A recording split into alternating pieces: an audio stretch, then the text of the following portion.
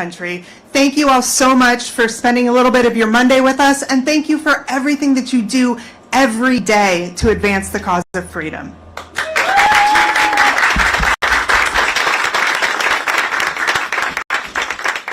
Here in the room, we are joined by a great group of allies, as well as 8 of our top activists from across the country. Thank you all so much for being here. And in just a moment, we're going to have our special guests for the day, the Speaker of the House, Mike Johnson, and Guy Benson, who many of you know as a Fox News contributor, but he is also a member of AFP's Advisory Council.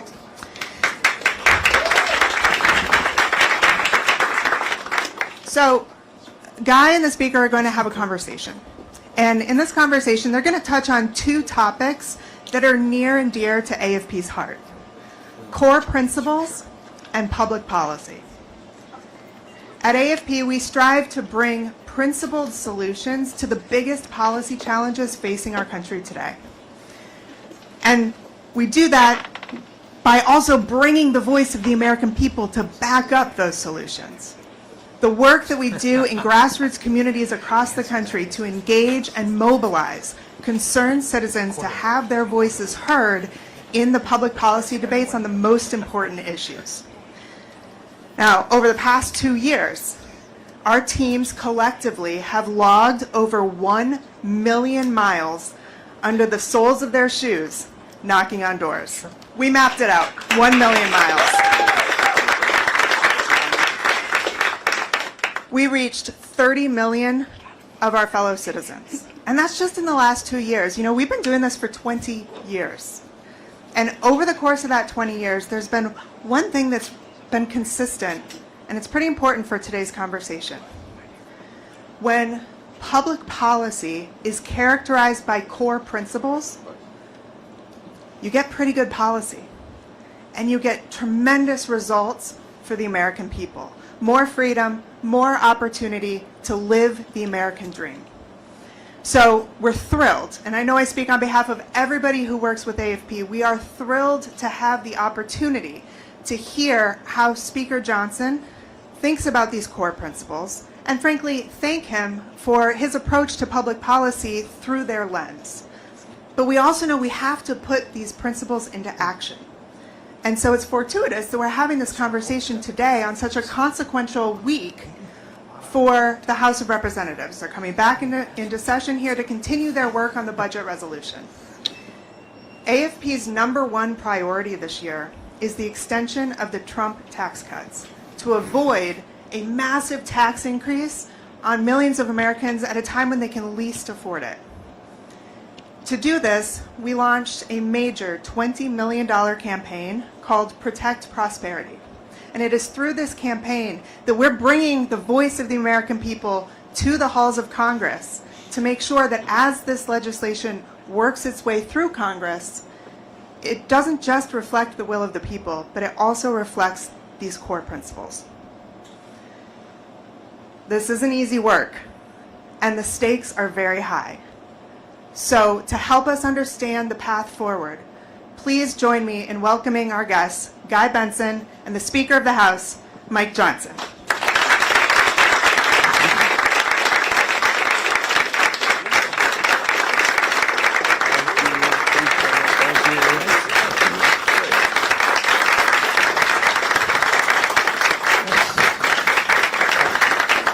Thank you all for being here. Big thanks to AFP here at the Freedom Embassy for hosting this really important event. Looking forward to this conversation with the Speaker. I want to start just on a personal note. I saw you post on social media, what was it, last week, I want to say, a photo with you welcoming Boys to Men to the Capitol. And a buddy of mine sent it to me. He said, Mike Johnson is on a journey, and I love it for him. Do you ever have moments like you're on the plane with Trump or you're at UFC and you're always in the background of these photos? Do you ever think, how is this my life? Because like the accidental speaker thing has turned into a pretty effective speaker reality.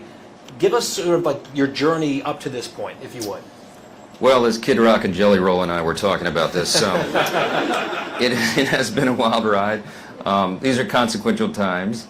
People ask me all the time, am I having fun in this position? And I just look at them and say, really don't have time for fun. I mean, I'm really very much like a wartime speaker and have been since they handed me the gavel in October 2023. This is not a job I ever aspired to, but it fell to us to do it and lead in these very challenging times. But I'm absolutely convinced that America is coming back, and that's what keeps us going. There are a few moments of respite in there, and those events are some of them. Meeting Boys to Men was a great treat. I'm way older than most of you in the audience, but if you were in high school in the late 80s, early 90s, that's like the soundtrack of your life. And those guys are my age. We're all in our early 50s. They look so much better than me, and I chose the wrong profession, but it was great to meet them. So right outside here, there are the 7 principles that you always talk about.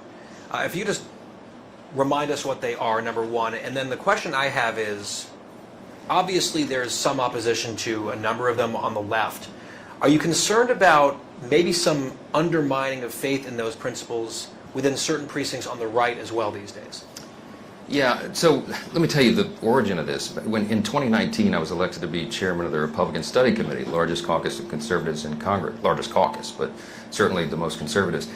And I was just a sophomore and I wasn't the most senior person in the room, but my background was in constitutional law, and I had, as I like to say, a toolbox full of totally unmarketable skills. But what came together at that time was this sort of recalibration of who we were as a party. This is 2 years into the Trump administration, and a lot of the furniture is being moved around, and some broken, and some of it needed to be. But I was concerned that we would not lose our fixed points on the horizon, so to speak, right? So I stood in front of all the House Republicans in the conference, the caucus at the time, and I said, there's about 158 of them, and I said, guys, if you had just a brief moment to have a discussion with a young millennial or young progressive to tell them why our philosophy and our principles are superior to theirs, what would you say? If you had to convince an entire library full of conservative thought, from Edmund Burke to today, down to a half page, for a short, concise summary, what would you say? I said, to me, I think it boils down to individual freedom, limited government, the rule of law, peace through strength, fiscal responsibility, free markets, and human dignity. Now, under each of those things, there'd be lots of subcategories, and you could unpack it depending upon the moment you're in. But that, to me, is the essence of who we are, not just as a party, but who we've been as Americans. There's a reason America is the greatest nation in the history of the world. It's not even close, really. Objectively, we're the most powerful, most successful, most free, most benevolent nation it's ever been, and it's because we are based on those founding principles, and we don't want to lose sight of them as things change in our modern era. When you look at the election that just happened, right, there's always this, it's the most important election of our lifetime mantra. Sometimes that feels closer to the truth than other times. This was a very consequential election, and we've heard President Trump talk a lot about a mandate that he feels that he's won, and he swept the swing states, won the popular vote, did some things that folks were not expecting him to do, at least the skeptics. By the same token, I don't have to tell you how slim the majority is in your house, even in the upper chamber as well. I know that feels like more breathing room, but still awfully close. How do you look at what the voters decided in November?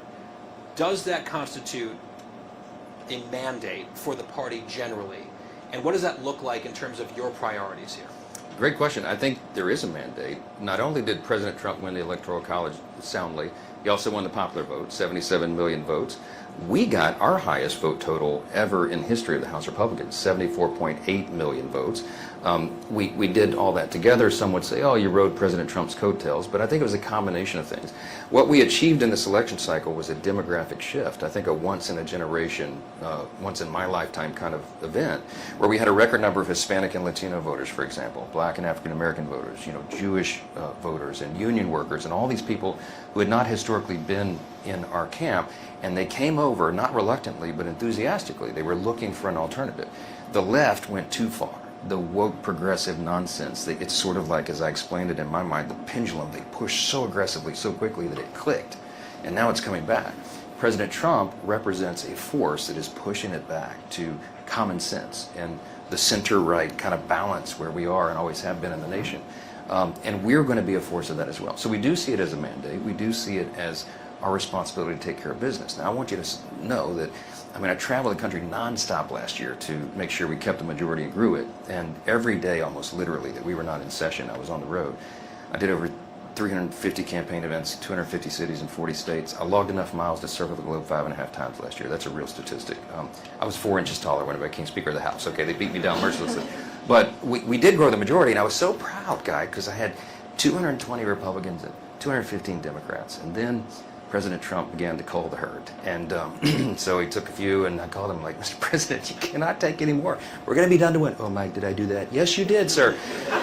We're down to one. So now, really, I mean, this is true. We have a one-vote margin now, smallest in history, right? So for a big chunk of the first 100 days of the Congress, and perhaps beyond, this is not an easy task, but we're going to get it done. We have the most aggressive, important legislative agenda that we've had certainly in my lifetime, I think. And when we get this done, it will be an extraordinary achievement because the vote's margin is so small. Two related questions. One on the timeline for filling some of the aforementioned Trump-created vacancies, right? A couple in Florida, there's one in New York. As you think about a legislative agenda moving forward and you look at the calendar, what are you expecting? What are you anticipating in terms of getting those seats filled? Because Florida, I know that they're doing everything they possibly can.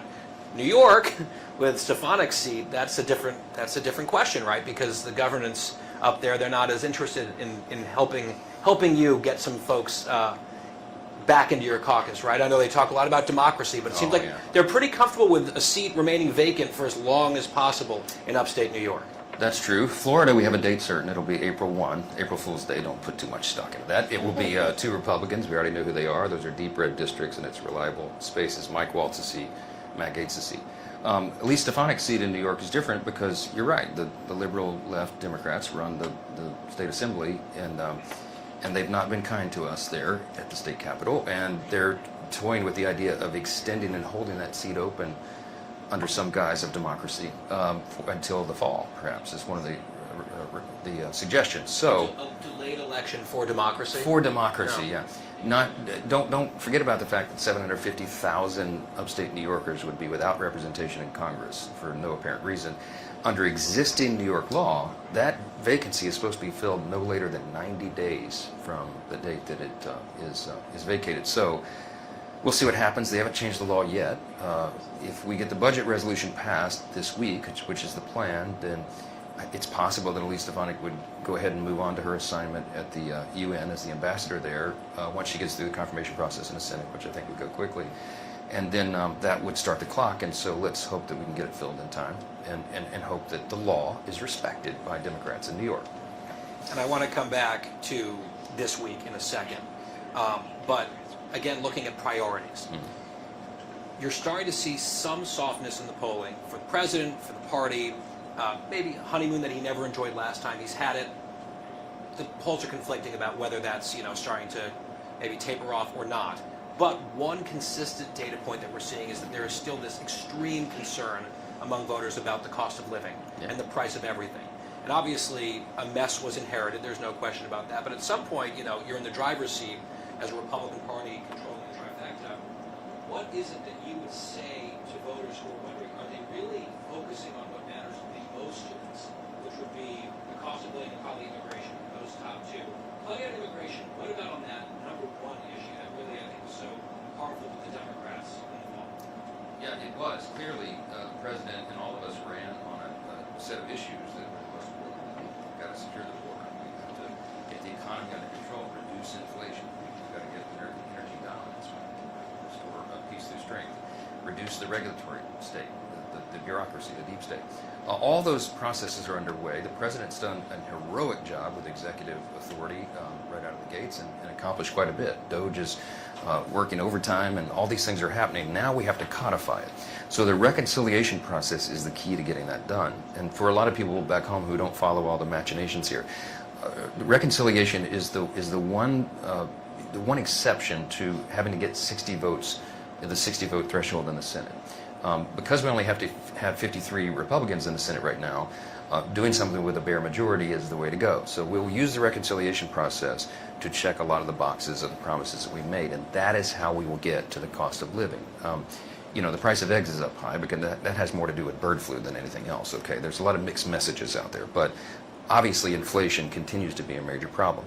The way to do that is to make sure small businesses have certainty, to make sure we don't have the largest tax increase in U.S. history, which is what will happen by default at the end of this year if we're not successful in this mission, to get taxes down, reduce regulations, and free up the free market again. And the way you do that, the way you ensure prosperity, which is what we're all about, is to get the government out of the way. This is the team to do it, and reconciliation is the vehicle in which we're going to get it done. Easier said than done. The way that the logistics work out is something I want to delve into. Before we do that, if you're just joining us, we're at the AFP Freedom Embassy. Speaker Mike Johnson, our guest. And there's a few folks here that AFP has recognized as really high-level activists who've done a lot of work on the ground. And got a couple questions for you from them. So let's start. I'm sure this was done completely at random, but one of them happens to be from Louisiana.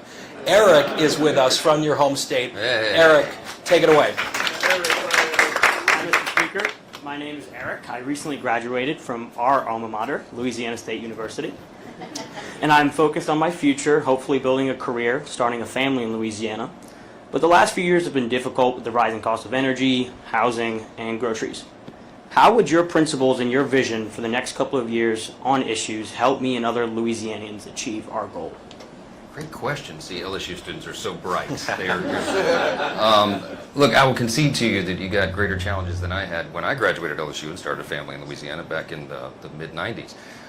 There's a lot of headwinds right now. This election really was for all the marbles. I mean, it was a crossroads for the country, and we won. And so now we have the mandate, the opportunity to fix all this. The best thing that we can do to ensure liberty, opportunity, security for you and your young family that you'll start is to get government out of the way.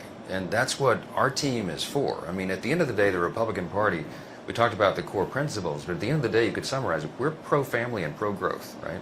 And those are the two ingredients that make it easier for people to start out. My daughter's just graduating law school down there at LSU in May, and she just got married in June, so this is a live fire exercise for my family too. And she's the oldest of our four. I got one that graduated undergrad and is on the way to law school. I got a son at the Naval Academy, and I have a 14-year-old. So they're all looking at me with the same anticipation. All right, Dad, get this fixed. We will, right? So I keep going back to reconciliation, but that's the quickest vehicle we have to achieve these desired results. And what we need is to get government out of the way. We need a smaller, leaner federal government that's out of your life so that the free market can thrive. If you reduce taxes and regulations, you allow job creators, entrepreneurs, risk takers, the people that create the jobs to do more of what they do. And you unleash that power of the U.S. economy that has been smothered by government regulation for too long. This is not theoretical. We did it, of course, in the first Trump administration. I was here as a freshman in 2017 when President Trump started. And we reduced taxes, reduced regulations. We had the greatest economy in the history of the world pre-COVID. I mean, really, every boat was rising in every demographic.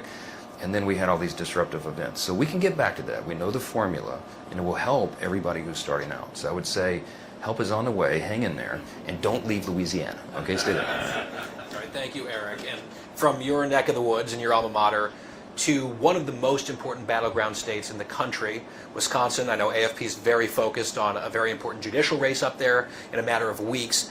Mike is a small business owner in Wisconsin. Mike, what's your question for the speaker? Speaker Johnson, my name is Mike Doble. I am a small business owner from Milwaukee, Wisconsin. My wife and I own a hospitality group with 6 restaurants, some small breweries, and 190 employees. It's super important to us to continue the tax cuts, and I know it is important to you as well, but there's some differences in opinion between the House and the Senate and just Republicans, even in your House. What's your plan to try to bridge that gap so we can continue as we need it? We need to keep hiring and growing or we're dying. So what's your plan to bridge that gap? Thanks, Mike, for the question, and thanks for, I know you did some heavy work there in Wisconsin, I'm sure. In this audience, if you're here, you were part of that, and that was huge. Wisconsin was a huge state for us this time around. So what we need to do, I'll give you a little more detail about reconciliation, because it sounds like a lofty concept, but the details really do matter here. What we need to do for small business owners like you is get government out of the way and give you certainty so that you can plan and invest appropriately, so that you know what's going to happen 6 months from now or more. The reason that we're putting the extensions of the TCJA, the Tax Cuts and Jobs Act, the seminal achievement, one of the seminal achievements of the first Trump administration, the reason that's in reconciliation is because, as we noted, those tax cuts are going to expire at the end of this year if we don't fix it. And the reason we have to do it early in the process and not wait until the end of this year or later is because everybody needs to see the effects of that, like ASAP, right? I mean, if you're a small business owner, this is a very challenging time because you don't know what to expect. The markets don't know what to expect. The bond market doesn't know what to expect. So putting that clarity in as early as possible is critical for everybody who is in a position like you are. And so the way to do that is with one big beautiful bill, okay? Like that's the president's phrase, and I've adopted it. In fact, I have it tattooed on my chest here. I could show you. It's that important, all right? Why? Because some of my dearest friends, you know, Ted Cruz and I are very close friends, Lindsey Graham in the Senate, they've been pushing the two-bill strategy in the Senate. But I want y'all to know the inside baseball is, my math is much more complicated in the House than the Senate. For the first time in our lifetime, Senate Republicans have a wider margin than we have in the House, okay? And also have 160 plus additional personalities to deal with than they have with just their 53 over there. And I have a much more diverse caucus. So remember, I've got people who are elected in like R plus 26 districts in like deep red rural states. And then I've got people who are elected in districts that Kamala Harris won on the ballot by 10 or 11 points, you know, D plus 12 districts. And those Republicans look at an issue set with very different lenses. Their philosophy and the principles are the same, but their constituencies are very different. And so they've got to be mindful of that. So my job is to find the equilibrium point between the two sides and to advance the ball as far as we can down the field for our conservative principles and get 218 votes. And now I've got a SALT caucus over here that they don't have to contend with in the Senate because the state and local tax issue is huge to people that are elected in New York, New Jersey, California, and other states. But think of it, there's no red state senators, because they're all red state guys, that have that issue to contend with. And we have multiple caucuses and interest that I've got to contend with. So finding the right point for all those dials is going to be the trick over the next several weeks. We'll get there, and the sooner that we do, the better it's going to be for you and every small business owner, and large company for that matter, around the country, because that's going to lock in and codify the certainty that you need to be able to do what you do best, and that is grow your business and add jobs. I saw a headline, I think today, Politico, Mike Johnson's moment of truth. You've had a few of those already in your come on, bring it. speakership. Yeah, Here's another moment of truth, moments of truths, maybe. But it is a big one this week because step one is this floor vote maybe tomorrow, maybe later in the week. The committee was sort of a sigh of relief there, but you've got a lot of cats to herd. Not everyone's on board from what the reporting suggests.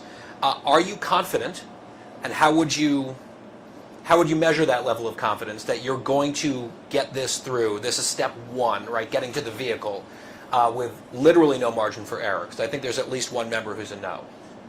There may be more than one, but they'll get there. We're going to get everybody there. This is a prayer request. Just pray this through for us. Because it is very high stakes, and everybody knows that. As we were talking in the hall guy a little while ago, somebody noted a couple weeks ago, the thing about having a small majority is it brings great clarity. It's clarifying, you know. I don't think anybody wants to be in front of this train. I think they want to be on it. And people come at with genuine conviction, you know, about the debt and the deficit and about these issues and that issue. But I'm often reminded, and I remind my colleagues all the time, of what Ronald Reagan reminded us. I'd rather get 80% of what I want than go over the cliff with the flag waving. And for those of us who believe in limited government and liberty and opportunity and security, prosperity, we have to recognize that an aircraft carrier is not turned on a dime. It takes 3 miles to turn an aircraft carrier, right? It took us decades to get into the situation we're in.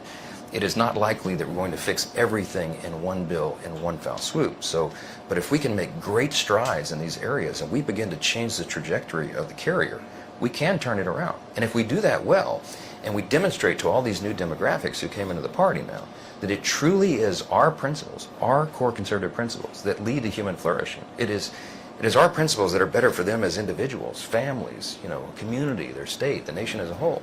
Then we will be able to hold this as a governing majority for years to come. This can be an historic moment for our party and our principles, and this is the first step in what will be many steps. It's day by day. So if your analysis that it's going to happen, / prayer request, comes through this week, I guess part one of the question is, what would the timeline then look like to get to then the reconciliation piece, which would be maybe harder, right? This is just getting on to something, the vote this week. Then it's like, okay, what does a final bill that would become law actually look like? What timeline are you looking at for there? And then maybe one that you're not excited to contemplate, but has to be asked, if there's a wrinkle this week and there's a stumble, is there a plan B, or is it this or nothing? I've got a whole playbook, but I'm not going to tell you that. We're going to score on this one, okay? But when the resolution passes, as you know, this is just the sort of the opening. This is the starting gun, basically, for the real reconciliation process. And so that is scheduled out, and I put out a very aggressive timetable and schedule for the reasons we discussed. We need to do this quickly. I think in 2017 you took too long. The Republicans took too long. That's exactly right. We didn't get to the tax piece until late in the year. And so what happened was the benefit of what we had done was not fully realized by everybody before that midterm election. Only twice in 85 years has a president, a newly elected president, had his party grow or add seats in the House in that first 2-year cycle. So we're going to have to defy history, and we will. I think we've got a very favorable landscape and the right ingredients to do it, but we've got to perform. So if we do it early, to meet that aggressive timetable, what we're going to do is pass a resolution, and then through the rest of February and all of the month of March, you'll see the committees. What happens is we give instructions to 11 different House committees in areas of jurisdiction of all these issues. And they've got to work through and find their equilibrium points in those subgroups, bring it up to the full group, get it on the floor. My calendar has us passing this by probably the first week of April and getting it to the Senate so they can do their work on it. So after April 1st, perhaps? After April 1st, you see how that works? Yeah, I'll have a couple more votes. And then we get it done, and if this works, then we get it to the President's desk by early May. That would be enough time for this to become part of the law, to give certainty that everybody needs, and for the American people to begin seeing the benefit of this so that it's reflected in the election outcome and in all of our lives. Yeah. Just a couple more here. I've had, you mentioned a friend of yours, Senator Cruz, on the show. I had Senator Thune on the show recently, still making, to my ears, a robust, interesting case for the two-bill idea. When you push back on them in private, you say, look, here's my math and here's why one big, beautiful bill makes sense on the House side. Are they receptive to it, or do you feel like are they still saying, actually, no, you're wrong? No, this is a very friendly debate. These are all very close friends, and there's no daylight between the House and Senate Republicans, and that's very important. I mean, there's no animosity here at all. We're all trying to accomplish the same exact mission. They just see it from different lenses in the Senate that we do in the House. And when I lay out all the complexities, Ted, Lindsey, and John, none of them can refute that. They just go, oh, yeah, that's tough. Yeah, I know. Thanks a lot. Welcome to my life. So, look, I think what happens, they passed their resolution last week, and whatever they're calling that, that's a plan B, that's fine. But I said you have to allow the House to lead on this by necessity. We need to. We have to. I have the more complicated equation to solve. Here's another thing, too, that everybody needs to remember, and this will mean something to the folks in this room. We have new revenue inputs that really ought to be factored into this. I mean, the tariffs policy that the president's pursuing is going to be scored by the Congressional Budget Office as a number, some significant number. The 10% tariffs on China could be a large number, just that alone. And then what DOGE is doing, cutting down the size and scope of government pretty dramatically, results in a massive cost saving, cutting out the fraud, waste, and abuse. I mean, they found almost $60 billion, they estimated, already, and they've only been doing it for a few weeks. So Elon is in the middle. He's gotten into the belly of the beast, and I met with him a couple weeks ago at his office, Monday before last, and he was explaining to me what he's doing, and he and I got increasingly excited as we were going through this, and I said, man, look, I know you're excited because you think of this as a scientist and a data analyst. I think of it as a constitutional law attorney and a historian. Elon, what we're going to do here is restore the original intent of the framers of the Constitution, because they envisioned a small, efficient federal government. Remember, most of the power is pushed down to the states, right? Because that's important for maintaining the checks and balances and all the rest of the things we need. But they wanted a federal government that was small and efficient and effective and accountable. And the accountability piece will be ensured by the duly elected representatives of the people in the Congress who could have oversight.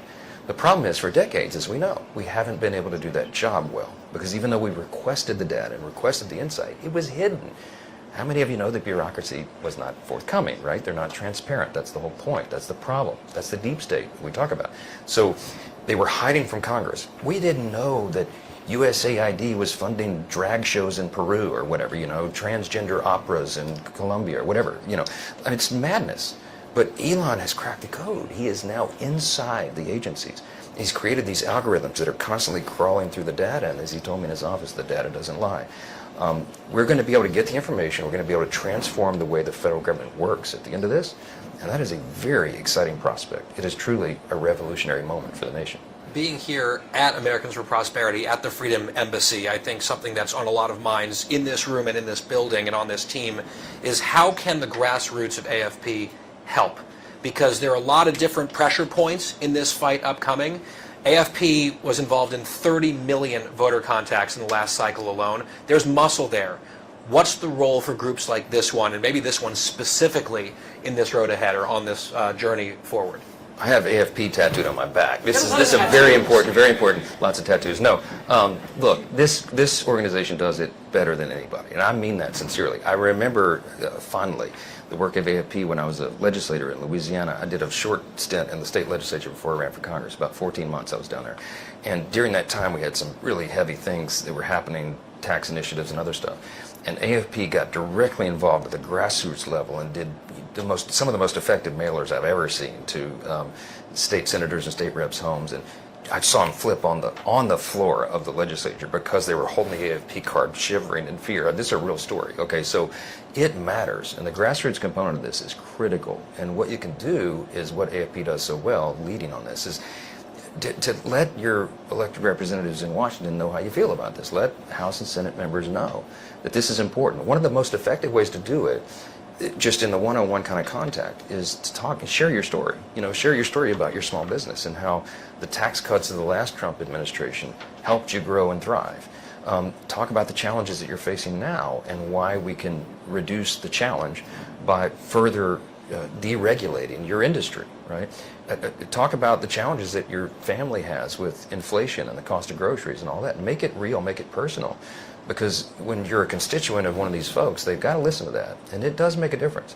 Talk about how your state's a border state and how the open border has been disastrous for your community.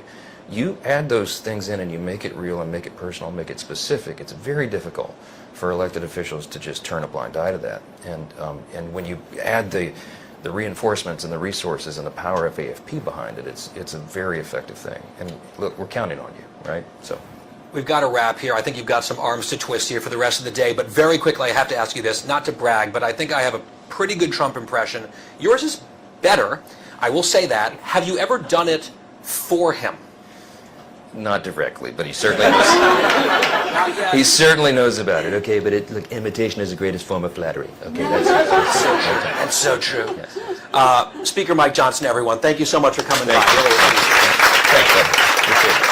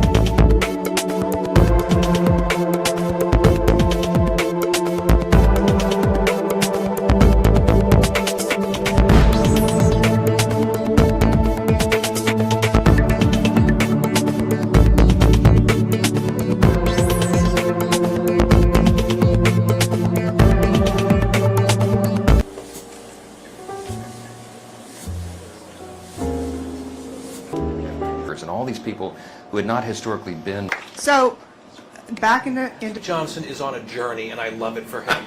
Do you ever have moments like you're on the plane with Trump or you're at UFC and you're always in the background of these photos? Do you ever think, how is this my life? Because like the accidental speaker thing has turned into a pretty effective speaker reality. Give us sort of like your journey up to this point, if you would. Well, as Kid Rock and Jelly Roll and I were talking about this, it has been a wild ride. These are consequential times. People ask me all the time, am I having fun in this position? And I just look at them and say, really don't have time for fun. I mean, I'm really very much like a wartime speaker and have been since they handed me the gavel in October 2023. This is not a job I ever aspired to, but it fell to us to do it and lead in these very challenging times. But I'm absolutely convinced that America is coming back, and that's what keeps us going. There are a few moments of respite in there, and those events are some of them. Meeting Boys to Men was a great treat. I'm way older than most of you in the audience, but if you were in high school in the late 80s, early 90s, that's like the soundtrack of your life. And those guys are my age. We're all in our early 50s. They look so much better than me, and I chose the wrong profession, but it was great to meet them. So right outside here, there are the 7 principles that you always talk about. If you just remind us what they are, number one, and then the question I have is, obviously there's some opposition to a number of them on the left. Are you concerned about maybe some undermining of faith in those principles within certain precincts on the right as well these days?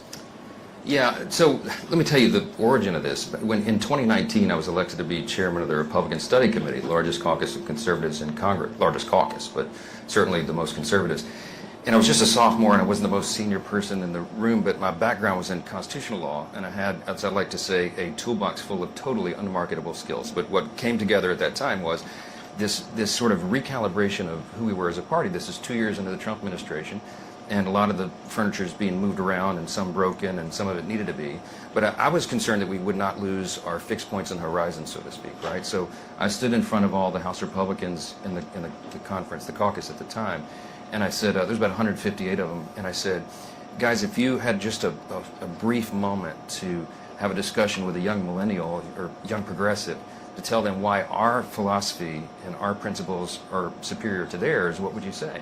If you had to convince an entire library full of conservative thought, from Edmund Burke to today, down to a half page, for a short, concise summary, what would you say? I said, to me, I think it boils down to individual freedom, limited government, the rule of law, peace through strength, fiscal responsibility, free markets, and human dignity. Now, under each of those things, there'd be lots of subcategories, and you could unpack it depending upon the moment you're in. But that, to me, is the essence of who we are, not just as a party, but who we've been as Americans. There's a reason America is the greatest nation in the history of the world. It's not even close, really. Objectively, we're the most powerful, most successful, most free, most benevolent nation it's ever been, and it's because we are based on those founding principles, and we don't want to lose sight of them as things change in our modern era. When you look at the election that just happened, right, there's always this, it's the most important election of our lifetime mantra. Sometimes that feels closer to the truth than other times. This was a very consequential election, and we've heard President Trump talk a lot about a mandate that he feels that he's won, and he swept the swing states, won the popular vote, did some things that folks were not expecting him to do, at least the skeptics. By the same token, I don't have to tell you,